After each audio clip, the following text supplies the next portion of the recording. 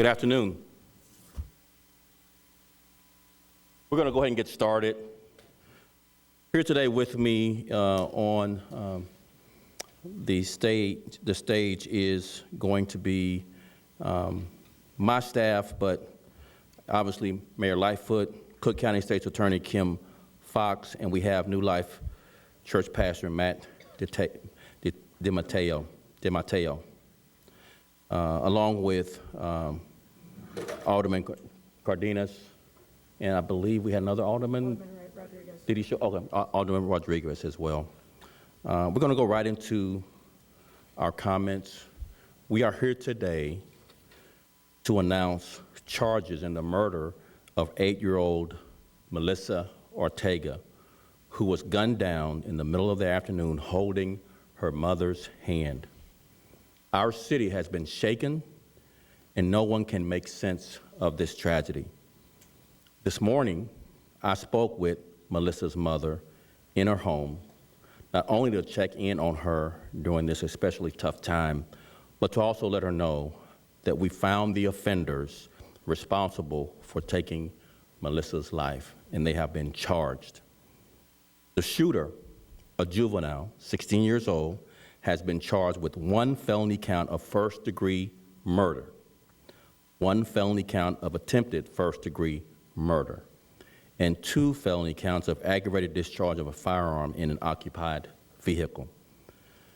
The driver, Javier Guzman, 27, was also arrested and charged. He is facing 1 felony count of first-degree murder and 1 felony count of attempted first-degree murder. In addition, Javier is also charged with 1 felony count of aggravated UUW.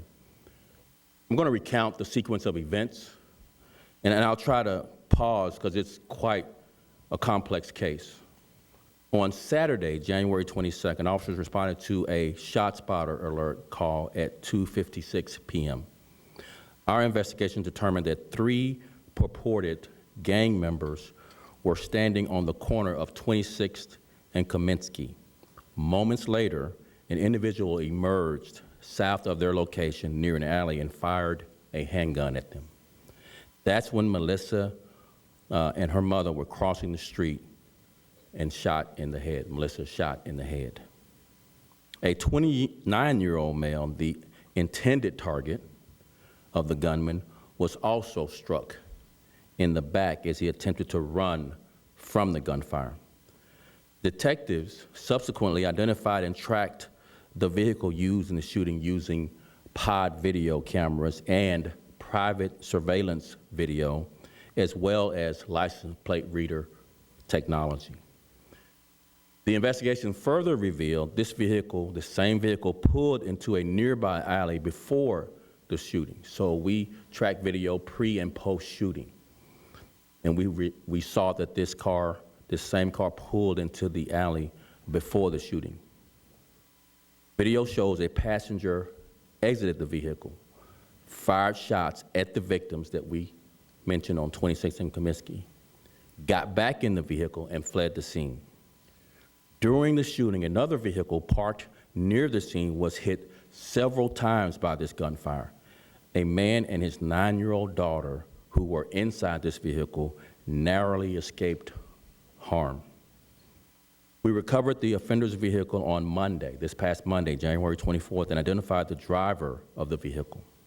We also seized the handgun that was also inside this vehicle that we recovered on Monday, and the gun matched as well as the casings and the fired bullets at the scene. Additional investigations led to identification of the shooter who was arrested on yesterday.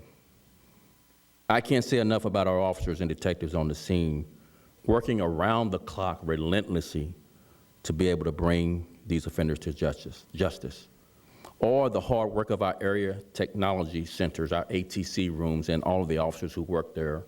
In addition, our home homicide investigation specialty team worked around the clock as well. And I also want to mention the district patrol officers in the 10th district who worked with all the homicide detectives and with the community to ensure we brought these people to justice. And I also want to really emphasize this point, the role of the community, the way they stepped up and came together and helped us solve this case. Many people came forward with witness testimony about what they saw, who they saw, all the vehicles involved, when it happened, where it happened, and offered up availability to our detectives. Building trust through positive community interactions is a worthwhile endeavor. Melissa was a precious little girl, and it is unacceptable that she is the latest Chicagoan to fall victim to senseless gang violence. As a city, we mourn. We mourn her loss because no child should know violence, and no parent should have to endure something like this. We will forever remember Melissa and that she loved to dance. She was a light to her family, and we speak her name because she represented the innocence and potential of every child in Chicago. And what happened to Melissa shouldn't happen to anyone, anywhere. We have to do more in our communities to reach our young people. We do, and that's all of us, and apply even more pressure to get rid of gangs and guns. And we will not tolerate this, and we will hold all of these offenders accountable to the fullest extent of the law. I want to again acknowledge the dedicated officers and detectives working in this case from day one, and the community support and collaboration that helped us get swift justice for the Ortega family. The Chicago Police Department can only hope these arrests bring some small measure of closure to the Ortega family and the Little Village community during this very, very difficult time of bereavement. Now we'll turn it over to Chief Angel Navales, who will translate my comments into Spanish. Angel.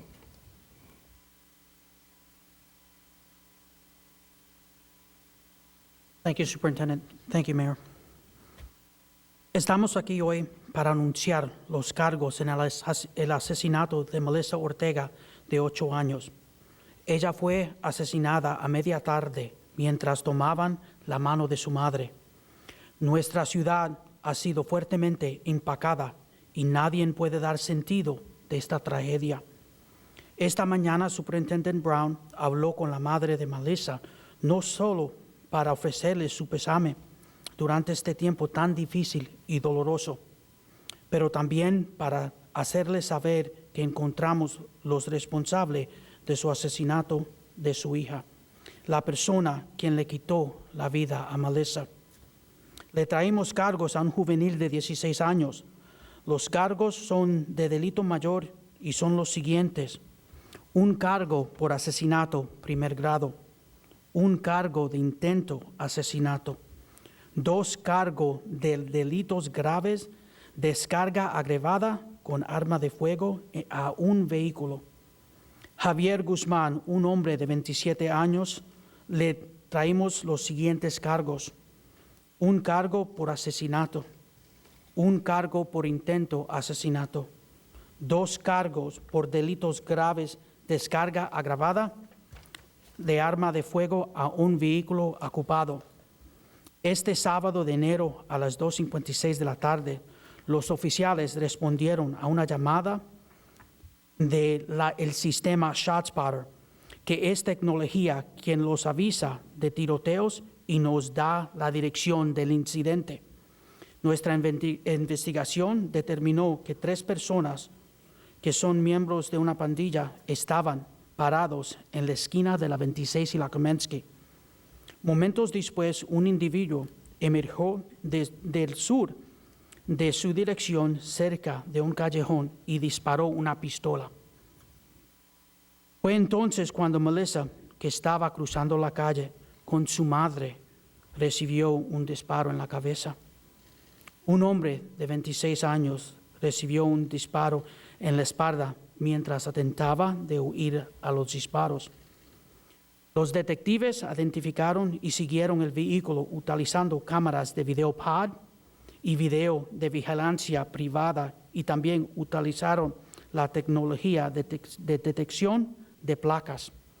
La investigación reveló que antes del tiroteo, este vehículo se detuvo en un callejón cercano. Cuando un pasajero salió del vehículo y disparó una arma de fuego hacia las víctimas, volvió el vehículo y huyó la escena. Durante el tiroteo, otro vehículo estacionado cerca de la escena fue golpeado con balas varias veces. Un hombre y su hija de 9 años que estaban adentro escaparon por poco y no fueron heridos. Recuperamos el vehículo el lunes 24 de enero y identificamos al conductor del vehículo. También recuperamos las pistolas y pudimos comparar y saber que eran los mismos casquillos de la bala. Investigaciones adicionales llevaron a la identificación de la persona quien disparó la arma de fuego y por cual fue detenido ayer. No puedo decir lo suficiente sobre la dedicación y el gran esfuerzo y el trabajo de nuestros oficiales y detectives quienes trabajaron la escena. El gran trabajo de nuestros oficiales, detectives en los centros tecnológicos de la área y el equipo de especial investigación de los homicidios.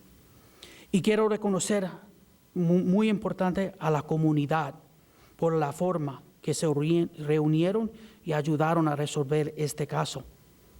Melissa era una niña preciosa. Esto es inaceptable que ella sea la última en ser víctima de la violencia de pandillas sin sentido. Como ciudad, lamentamos su pérdida porque ningún niño o niña debe conocer la violencia y ningún padre debe tener que soportar algo así. Recordamos a Melissa, quien le encantaba bailar.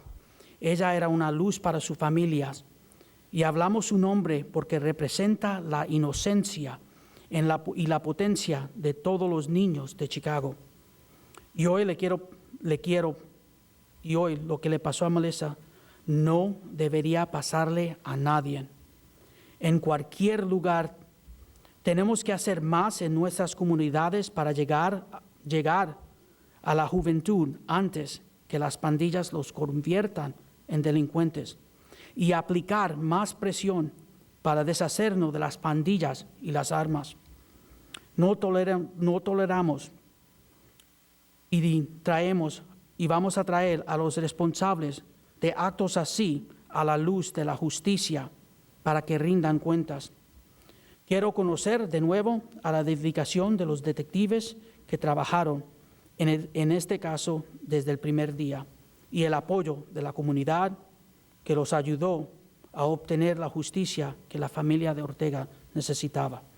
El Departamento de Policía solo puede esperar que este arresto traiga algún tipo de cierre a la familia Ortega y a la comunidad de La Villita durante este momento tan difícil. Gracias por su tiempo. And now I'd like to introduce Cook County State's Attorney Kim Foxx.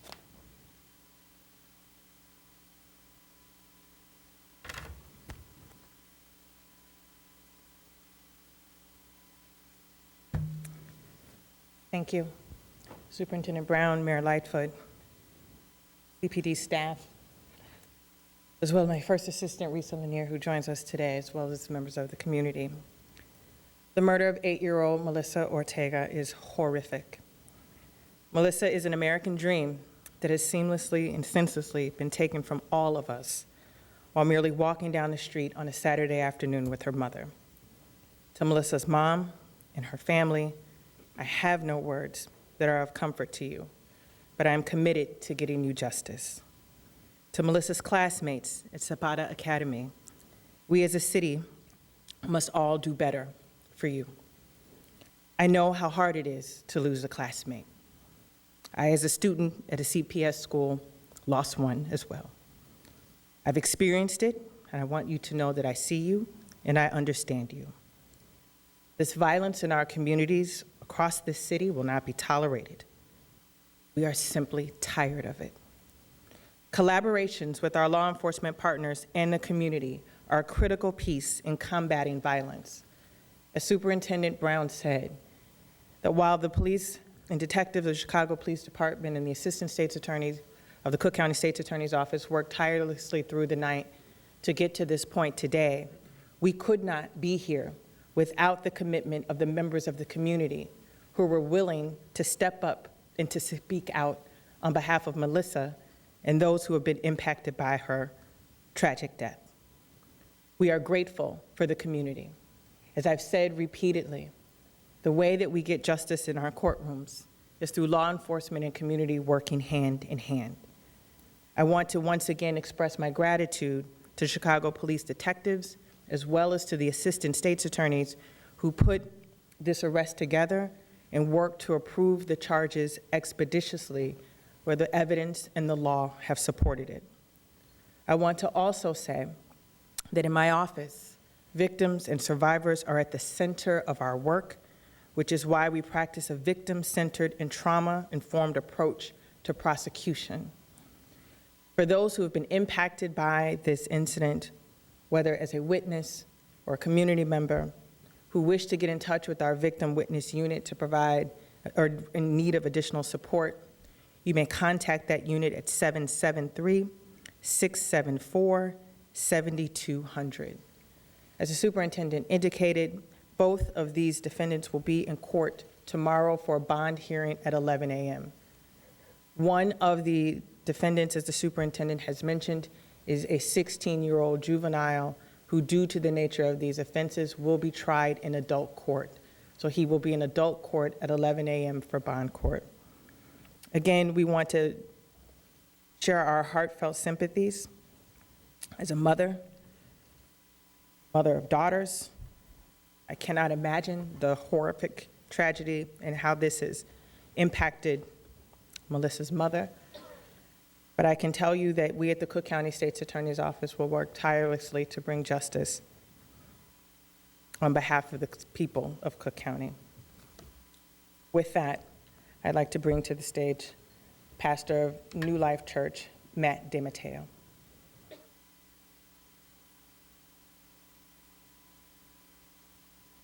Good afternoon. My name is Matt DeMatteo. I'm a pastor at New Life Community Church, the executive director of New Life Centers.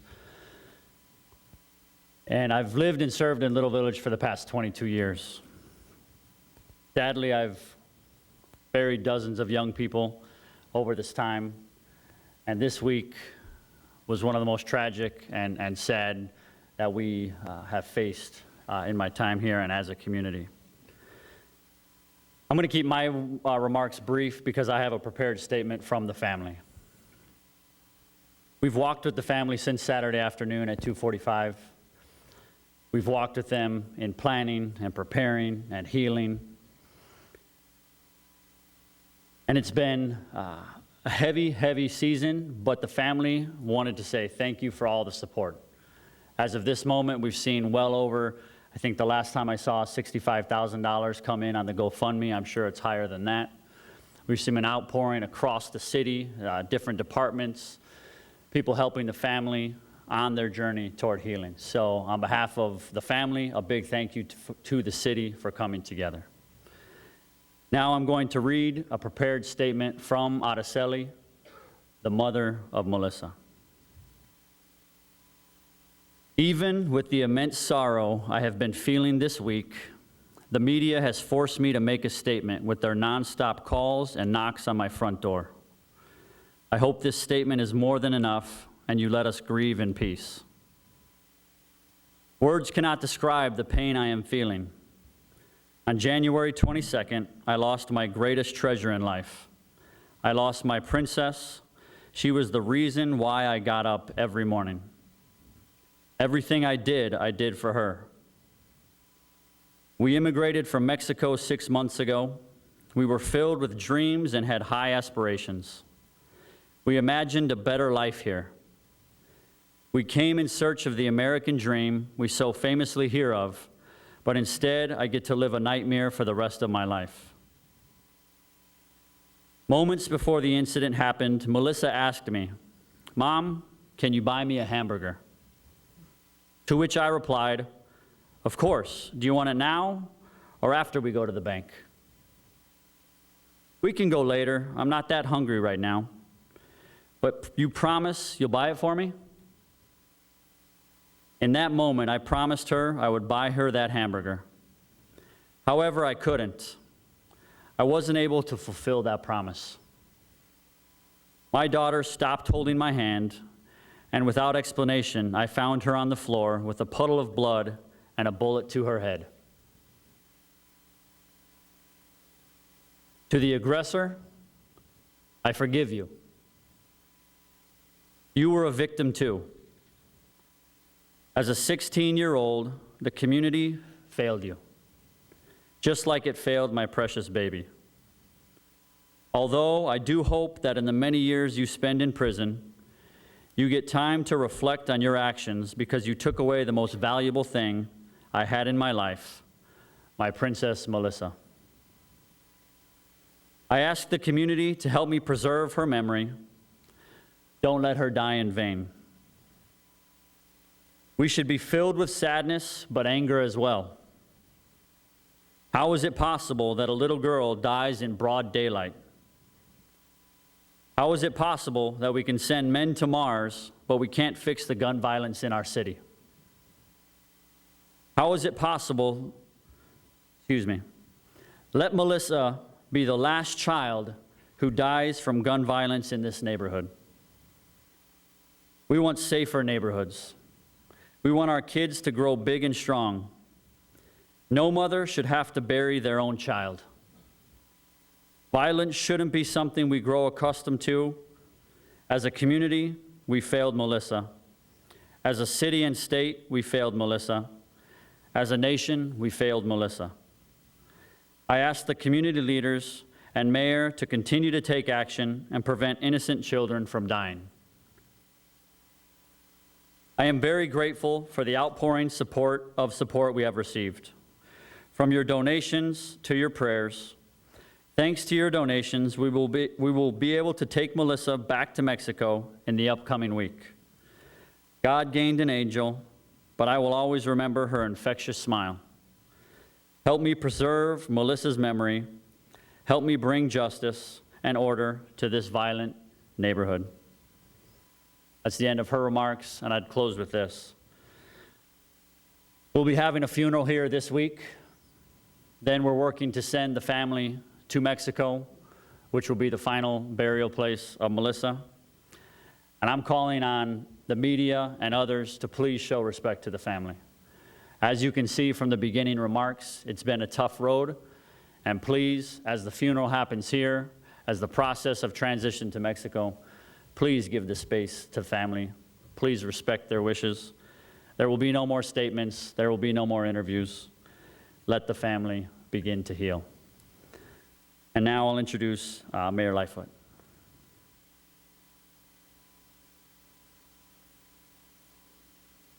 Thanks, Matt. I'm 22nd Ward Alderman Mike Rodriguez. And this incident occurred, this tragic situation occurred in the community I've called home my entire life. Saturday afternoon and early evening, I was alerted to this tragic incident and immediately went to the site where I encountered 10th District Police and Area 4 detectives going door to door with businesses, with residents, trying to see if there were any leads and any video.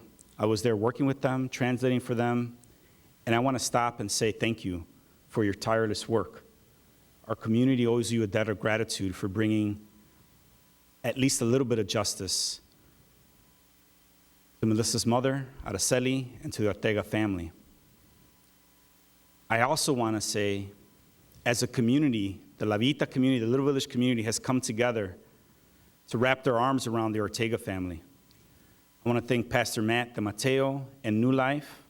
I want to thank Chicago Survivors, particularly These organizations, along with others, have been walking side by side with the family, supporting them. I've been on countless calls, over a dozen, with 10th District Commander Will Bentoncourt, who I want to thank very much for his work.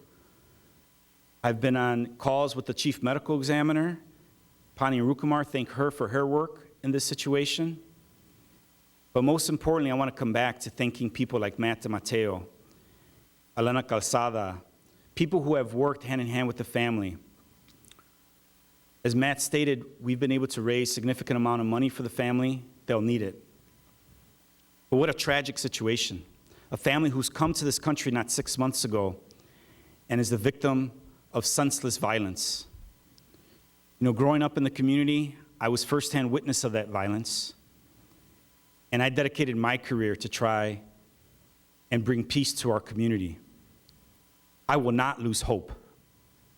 We as a community will not lose hope.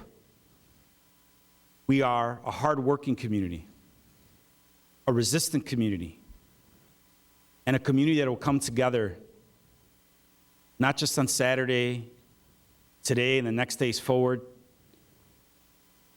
but into the future to create a more peaceful community. A community where we are proud to live in, work in, pray in, and continue to live in. Brief comments in Spanish. Mi nombre es Mike Rodríguez, soy el concejal del Distrito 22. Hoy es un día que agradecemos. Es un día para agradecer a la policía. Momentos después, horas después del evento que pasó, la tragedia que pasó el sábado, ahí estuve con la policía tocando en puertas, con los negocios y también en los residentes de la comunidad La Villita, buscando evidencia, videos de nuestra comunidad para una justicia para la familia de Melissa Ortega, la mamá Araceli y su familia. Y lo puedo decir que yo agradezco al trabajo que hizo la policía y también la comunidad, porque la información sobre este arresto, estos cargos, viene de la comunidad, viene de la unidad y el apoyo que ha dado la comunidad a la familia Ortega. Le agradezco mucho a la organización Nueva Vida, Chicago Survivors, a su personal, para caminar con la familia Ortega en estos días.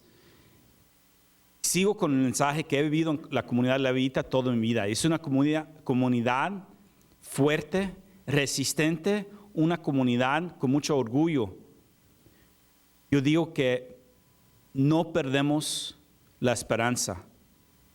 Hoy día le digo a mi comunidad que no vamos a perder la esperanza de nuestra comunidad puede ser mejor, puede ser una comunidad con más paz.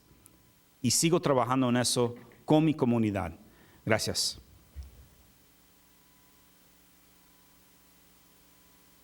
Yes, I need it. Thank you. I share part of Little Village. I just want to say thank you to obviously CPD. We're here for that reason, but before that, obviously we mourn for Melissa. I feel for the mom, Araceli. We mourn with her in such a way that it's just unimaginable. I have 3 daughters. One that's 4, the youngest, and I cannot imagine life without her.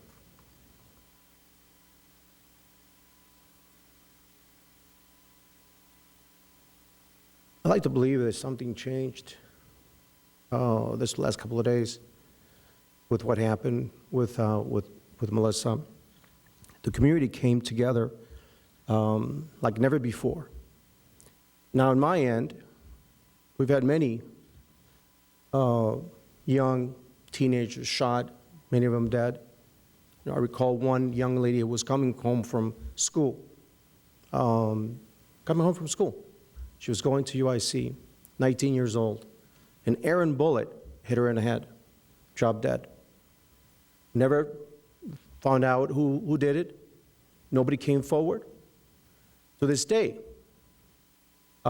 tips, anybody knows anything about that, should come forward to the police. I hope that this moment changes things in Little Village and in this city, of why this cannot happen. Moments like this cannot happen where we lose such a precious child. It just cannot, no longer in this city. But coming together, and I thank you, Mayor, for reaching out to the family and doing everything you can to make sure that they have everything that they need and all the support services that are being provided to them. That's what this city should be about. So I'm glad to be here because of that. But more importantly, how police are coming together like never before. I haven't seen the level of intensity in other cases. And bringing together everything, surveillance, community, tips, knocking on doors, because something clicked.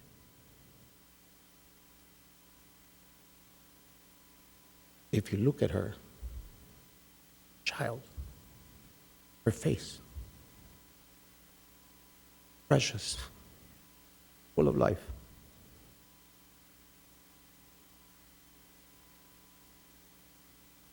It's terrible where we find ourselves. But there's a silver lining coming together and changing this. And I hope there's a law in Springfield coming, Melissa's law, that punishes to the utmost those who give guns to minors, those that are really the true culprits of what's happening in our communities.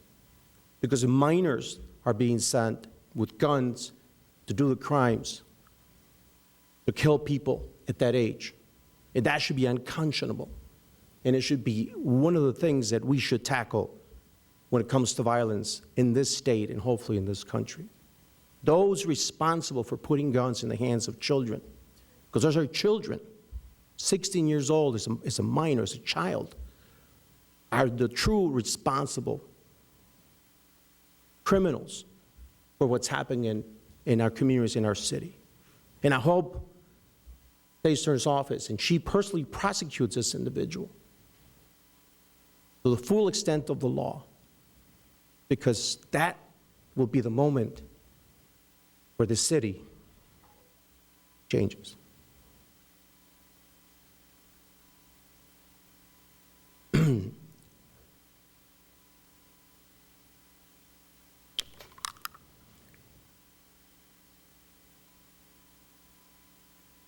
Lo digo en español. Y me pongo emocional porque tengo una niña.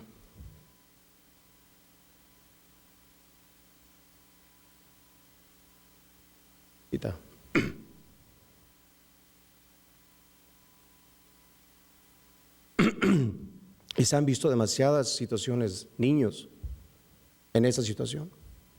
Papás, mamás, que trabajan 2 turnos, día y noche, para dar una vida mejor a sus hijos. Para que esto pase, es imperdonable. Y por eso me pongo emocionalmente, porque tengo hijas.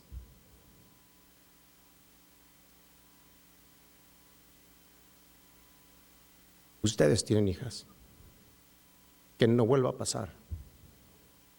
Las leyes tienen que cambiar. Los responsables que ponen las armas en las manos de los menores, de los niños, tienen que pagar como nunca. Lo máximo debe ser el crimen más penado. El crimen más penado debe ser un criminal que pone una arma en las manos de un niño. Y como sociedad deberíamos asegurar que eso pase. Gracias a todos. Les digo a la gente, no pierdan fe, no pierdan el optimismo. Las cosas están cambiando, pero necesitamos su ayuda. Donde un crimen ocurrió, ponga su parte. Usted es parte de la solución. Gracias a la policía, al superintendente, todas las gentes que pusieron su esfuerzo. Por eso estamos aquí. Estamos cambiando en este momento. Ojalá sea un momento de luz, donde esa luz Nos ilumine.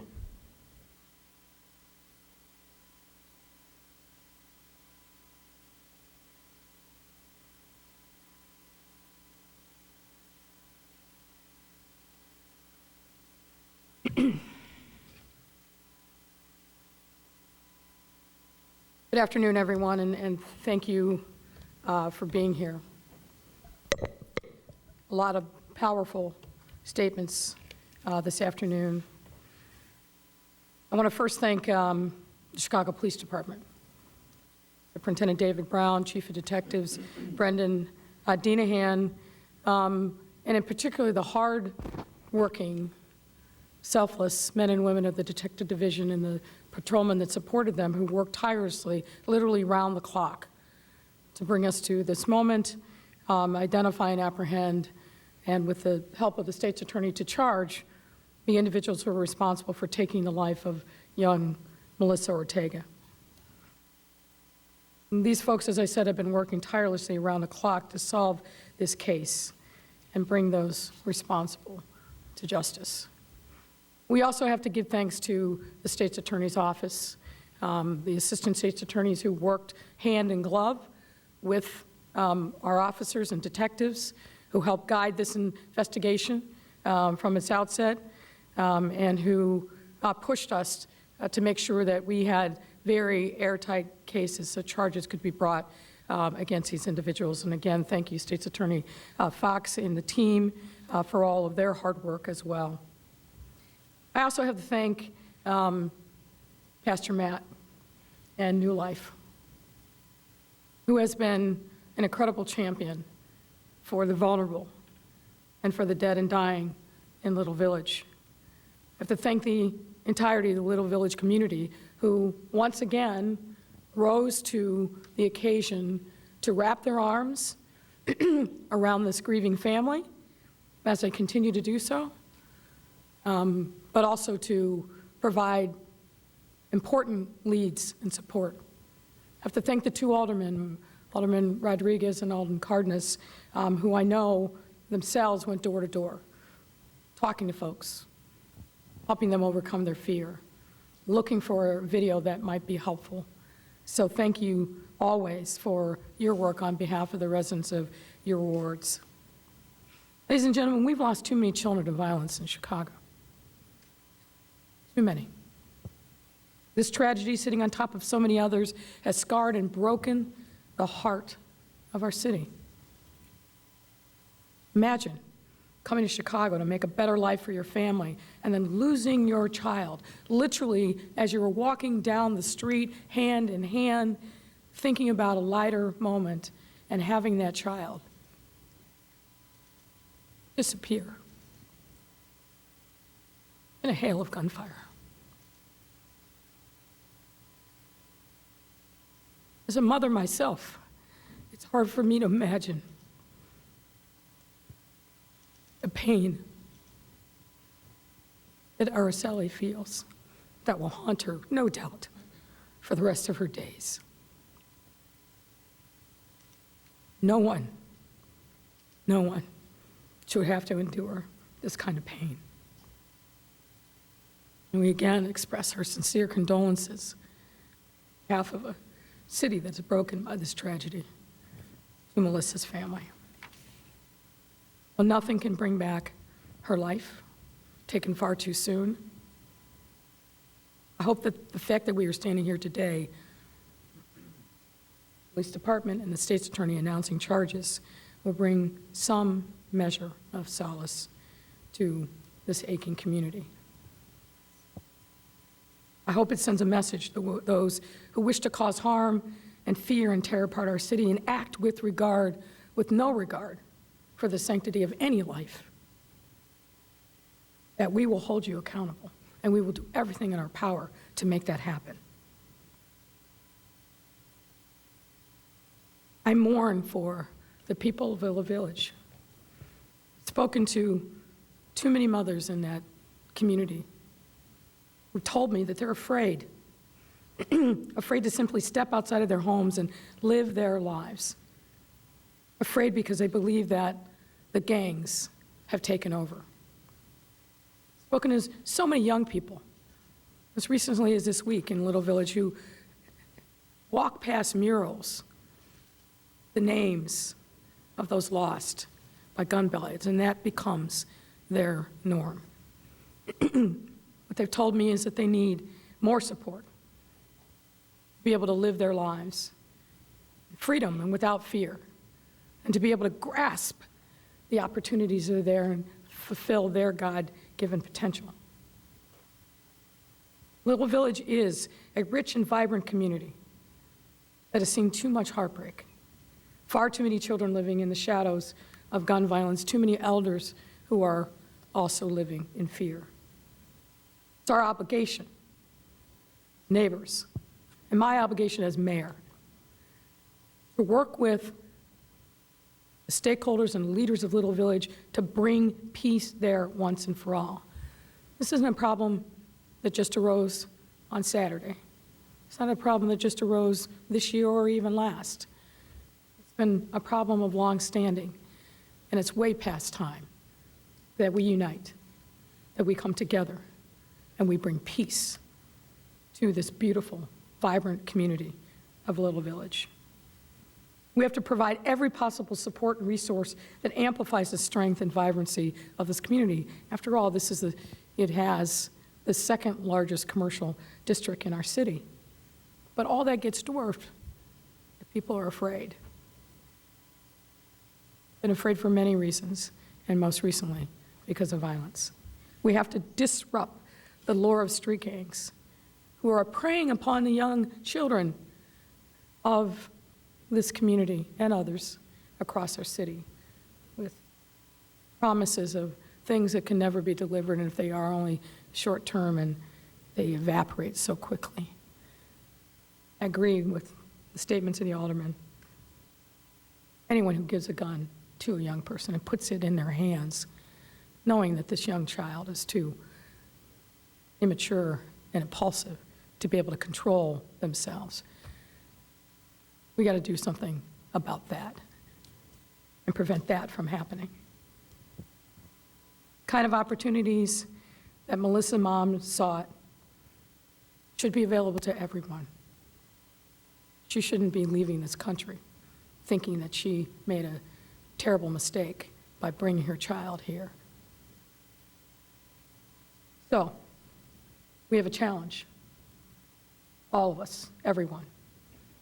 We must step up and meet that challenge. The words of Araceli hang over this room. It's hard not to break down and weep, listening to the pain of this mother who now has to endure this tragedy, who is going to be sitting in a funeral later today and later burying her child. Way too early, way too soon. But I do have hope, and I'll tell you why. I have hope because of the people and the strength and the resiliency of the people of Little Village. I've seen them rally time and time again. This is not the only time. I have hope because there are people there who love their community and love their city. And I have hope because I know that we can rise to this challenge. We have let the people of that community down, but we let ourselves down as well. So, Superintendent and I and the leadership of this department just talked yesterday about what we must do to make sure that we bring peace to this community. We're committed. I know the state's attorney is committed, and her assistants. And I know the people of this community are committed. We need an army of the willing to turn around the tide of violence in our city. I want to thank again Pastor Matt and the team of violence interrupters and interveners. I want to thank those on my staff who also rallied immediately to make sure that we were activating the entirety of city government to come to the aid of this family and this community in time of need.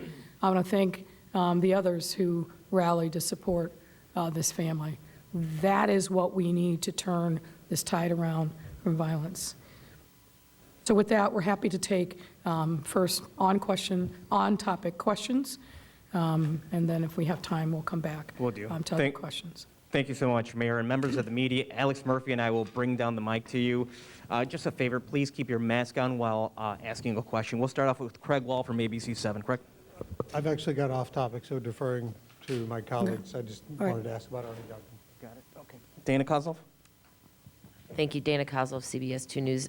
First, this perhaps is either for the superintendent, mayor, or the state's attorney.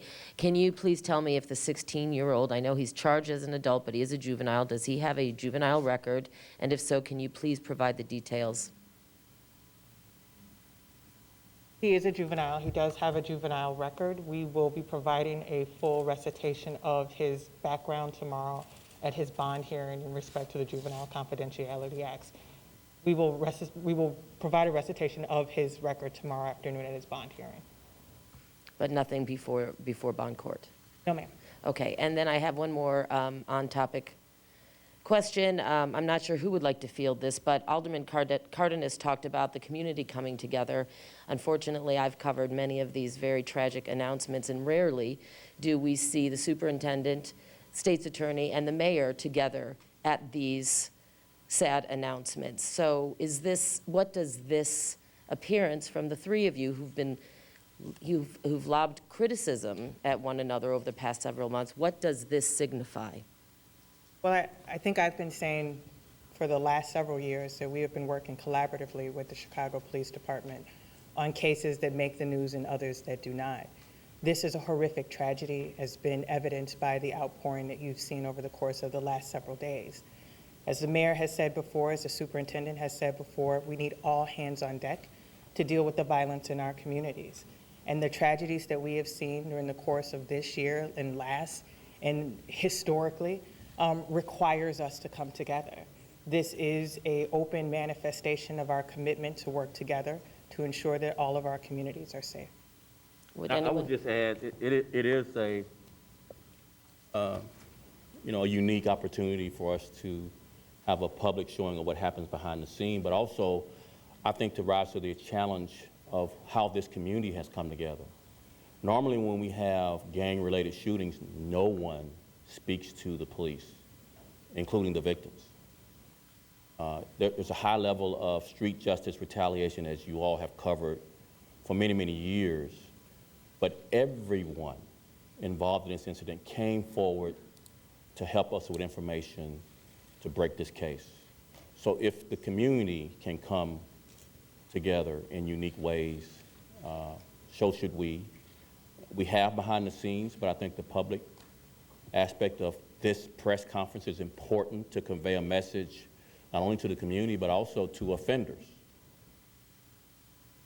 We are working as a team to bring you to justice when you commit violence in this city. Mayor? Well, I just want to amplify the comments that the state's attorney has. The tragedy of 2021, I think, were a moment of reflection for all of us. And we do talk and work together on a regular basis. And I think, as the state's attorney said, this is an opportunity for us to demonstrate how we work behind the scenes publicly. And certainly this tragedy of the taking of the life of this young girl has pricked the consciousness of all of us. But really the tragedy of 2021 with so many shootings and so many homicides, we get asked all the time, what's going to be different about this year? And I think, as the superintendent just said, we are seeing communities rise up and really let their faith overcome their fear.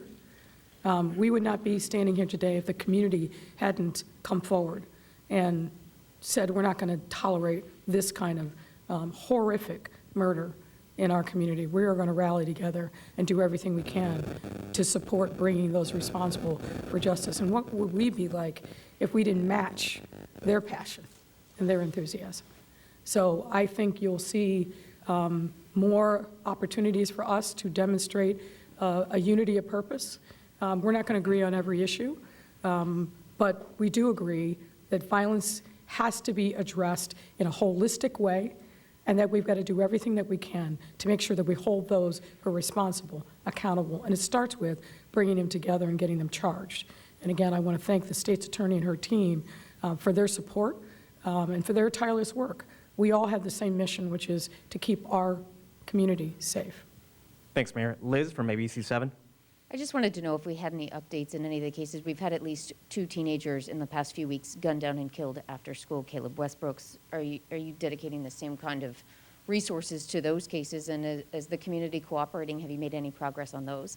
And then also, if there's any update in the hit-and-run So investigation. I'm going to bring up Chief Detective Brendan Deanahan to update. You have to give us a little bit more information about the 2 cases, but so we can give you some information. But yes, as far as committing the same level of resources, we have done that, primarily in communities where people cooperate. Things go faster in the investigation. Where they don't, it's much more challenging for us. That's why we really want to highlight those cases to other communities that may not have a sense to collaborate with us, how quickly the cases can be resolved, how closure can come forth if you cooperate. You know, it's been a broken trust, and it's been broken on Chicago Police Department side with some of these communities, and so we're overextending a kind hand to these communities. We're really highlighting engaging the community to build trust for every officer, regardless of your assignment. Everyone has the challenge of getting into the community, getting out of your car, getting from behind your desk to build trust so that we can have quick conclusions. If not prevent, we can quickly bring people to justice with the collaboration in the community when we have tragic incidents like this. Brenda, you want to come up and just update on the 2 cases she asked about? Well, I think we're, kind of on topic now, so I'll get offline with you on those updates. I don't have a current status. And anything in the hit-and-run of the retired police officer on Toohey Avenue last week? That's an open active investigation. We do have some updates on that, but not anything that I can share today. Thank you, Liz. And Nate Foxx. Nate Rogers, Fox 32. So I know you all said you're going to discuss this in bond tomorrow, but State's Attorney Foxx, we're hearing that the 16-year-old has recent arrests for robberies, even a felony carjacking case, and had just been released from electronic monitoring some weeks ago. Can you confirm that at this time, and just simply answer the question of why we are continuing to be at this place where we're having conversations about suspects reoffending? So, as I said earlier, we will be going through a recitation of the 16-year-old's criminal history tomorrow at bond court. What I can tell you that as of today, he was not on electronic monitoring. I've heard that there was some chatter about that. He was not on electronic monitoring today. One of the things that we have to continue to address, we have a 16-year-old with a history who was arrested with a 27-year-old with a gun. And the reality is, if you want to ask why we continue to see this, we are seeing this. This is not a new phenomenon. As I mentioned in my remarks, this was a phenomenon when I was in high school. We have to be able to have, as the mayor has said, a whole-of-city approach to this, to deal with the fact that young people are not going to be able to be incarcerated for the rest of their lives. So when they come out of the criminal justice system, to be able to have some measures of support to deal with that. Because we are seeing people come back out and reoffend. That is not unique to this situation. What needs to happen is that we have to wrap around services to young people who are impacted by violence within their communities. It is the good work that the pastor has done in Little Village, where he has seen people come in and out of the criminal justice system. And so it is incredibly frustrating because it's also foreseeable. If we do not have resources and outlets for young people who are involved, whether they're caught in the criminal justice system or not, we will continue to see engagement like this. And so it is incredibly frustrating. We will have a recitation tomorrow, but we have to talk about violence prevention. We have to talk about reentry at the same time as we talk about accountability. All of those things together keep our community safe. Gotcha. And then my last question, Superintendent Brown, had your agency already been in contact with the guys that are involved? One of the hurtful things for me in talking to residents in Little Village over the weekend was them saying we're seeing this every other day, people getting shot in Little Village. We know that there's been a long-term, folks in Little Village have been dealing with decades of violence as it relates to gangs. Did you all already have eyes on these guys? Did you know what they were up to at this time? So as we recounted in the TikTok of what happened, this young person is just randomly picked up by this adult. We believe they knew each other. And like many young people, I think the mayor recounted it, the impulsive nature of a young person being handed a gun to mete out violence is such a spontaneous event. You know, foresight, as you mentioned, likely was a challenge too great to overcome, to be ahead of the impulsive nature of a 16-year-old and anticipate an adult giving them a gun at a particular time where 3 people in a rival gang are seen as they drive by. I mean, it's just too many spontaneous, impulsive things happening this is not a planned, this wasn't a hit or anything like that where adults are conspiring. This was a 16-year-old making such a tragic decision that would affect the rest of his life. That foresight is one of the things that likely wouldn't have been something that, you know, we all could have done as police officers. But we do have significant resources dedicated to the 10th District, particularly Little Village, before this happened, and we'll continue that, primarily focused on these particular gangs to take them down. So soon you'll be hearing more. We're not done with you for what you calculated behind the scenes using this 16-year-old to mete out violence, the influence these gangs have over our young people, the filthy lucre that they use to entice them. We want to take from you, and we want to dismantle the reasons for you being in a gang and for these tragedies continue to happen. Thanks, Superintendent. Stephanie from the Tribune. Hi. My questions are actually very related to what you just answered. So was police aware of an increase in shootings in that area, and were you doing anything to address that increase?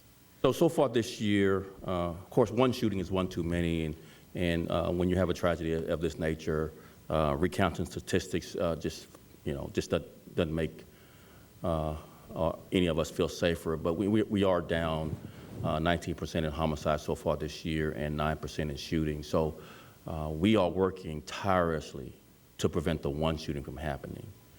Our officers are running toward danger, they're running toward bullets, they're going down dark alleys. Even this particular case involved a long hours of staking out, trying to find this car in gang conflict territory in the Little Village area.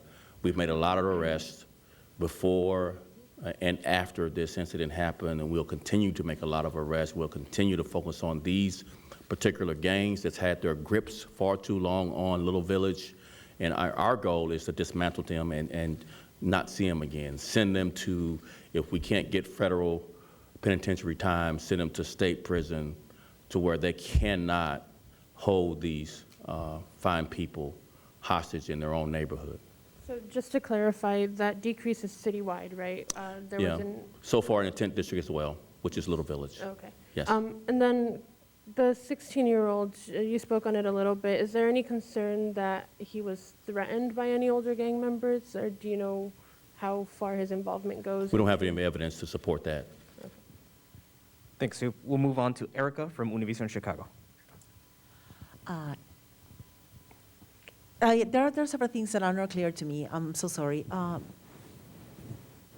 Mr. Attorney Foxx, so he is 16. He's going to be tried in adult court tomorrow. Yes, ma'am. So we're going to be able to know his name, his record, and everything we will know more about tomorrow. Correct. Okay, perfect. That was my first question. My second question, and I'm so sorry because I didn't understand that part. My second question is, was both of these individuals, given Guzman and the minor, were on the radar of the authorities before this incident? Did you know that they were affiliated to the gangs? Do you know they have been, So we're trying to avoid a backdoor answer that gives this juvenile's criminal history until they get to court. So we'll defer until tomorrow, and then you'll see our interactions with this young person. Thank you. Thank you. Heather Sharon, WTT. Hi, can I have Superintendent Brown and then the mayor? The police department set resources into Little Village amid concerns that there would be retaliatory shootings. Do you remain concerned about retaliatory shootings? And are those increased patrols still in effect in Little Village? Yes, they'll be in effect, and yes, we're still concerned with retaliatory shootings. One of the gang members was struck by one of the bullets fired by the 16-year-old. And so there's a high degree of retaliation on our radar, and so we'll keep those resources in place. We'll make arrests. We'll focus on these particular gangs and others in the area to ensure they hear us clearly. This won't be tolerated, and we're going to dismantle you. That's the message we want to send to these gangs. We'll be relentless about it, and it'll be until further notice. And for the mayor, if I could ask you about the city council's vote today to pay $14 million to two men who were tortured and then convicted by associates of disgraced former police commander John Burge.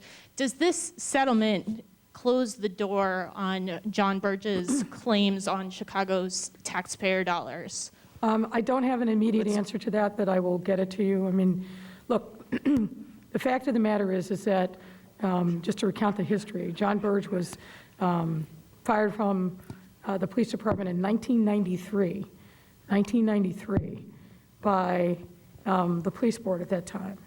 And we have paid, as a city, as taxpayers, an unbelievably heavy toll for his crimes. And I'll call them crimes. But we can get you specific information about whether or not there are any other cases in the pipeline. But these payments are obviously of great concern to me, not just for him, but we have others where there's serious allegations of misconduct, and we have to make sure that when the claims are valid, that we do what we can to address the harm that's been done. Thank you, Mayor. Tom Schuba, Sun-Times. Hi, Superintendent. Can you give us any background on the gang dispute that sparked this shooting and kind of the toll that it's already taken on the community? So we're being careful again. Gangs love their name spoken by police officials and others. So we won't give them that satisfaction by mentioning their name. But we know who they are.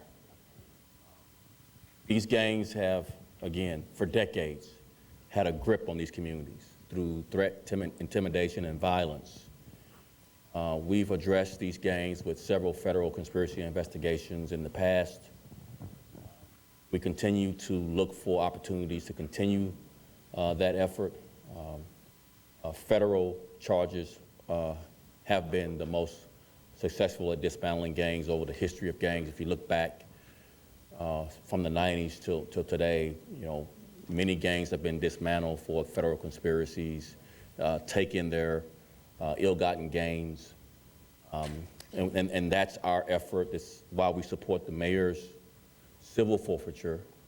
And we had questions about this the other day, and I just want to just take an opportunity. You know, Al Capone wasn't arrested for the violence he meted out here. He was arrested because we took his stuff. He didn't file his taxes. And the violence he took with him to the federal pen to his death upon release. So it's smart to go after the ill-gotten gains, to dismantle these gangs, and also take away their opportunity to dangle filthy money they earn, blood money I call it, to our young people. You know, the jewelry and the cars and the cash that they flash in front of our young people to entice them into this life. Take that away and you dismantle them and their opportunity to entice our young people. All right, Craig Wall, front and center. Mayor, thank you. Without addressing this particular case this morning, Arnie Duncan had some very critical comments of how the police are being run and utilized. He called it a system in crisis. Can you respond to some of the criticisms? And you obviously we're sounding very much like a potential mayoral candidate. We're here talking about the murder of an 8-year-old. And we've heard very heartfelt comments from her mother. Now is not the time to talk about politics.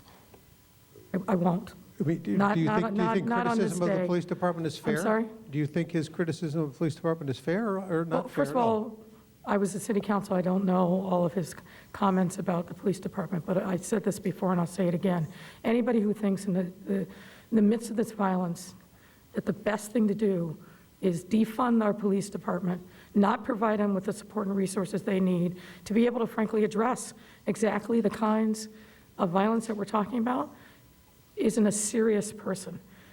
No, people all over the city, neighborhood after neighborhood, they don't want to defund our police department. They want our police department to be respectful and constitutional in the work that they do, but they want the police to protect them. And somebody who's proposing that we basically just let the numbers drift down and take away resources from our department, it's not an either-or proposition, and I think I've demonstrated that. We know that the long-term play to end violence, to bring peace to neighborhoods, is to invest. And we've got billions of dollars in investments to prove just that. But defunding the police at the same time to take away resources, that makes no sense to me whatsoever, and I don't think it makes sense to most people in the city. But I'm not going to talk about politics. Thanks a lot, Mayor. Thank you, Thank you. Superintendent. That's a wrap, everyone.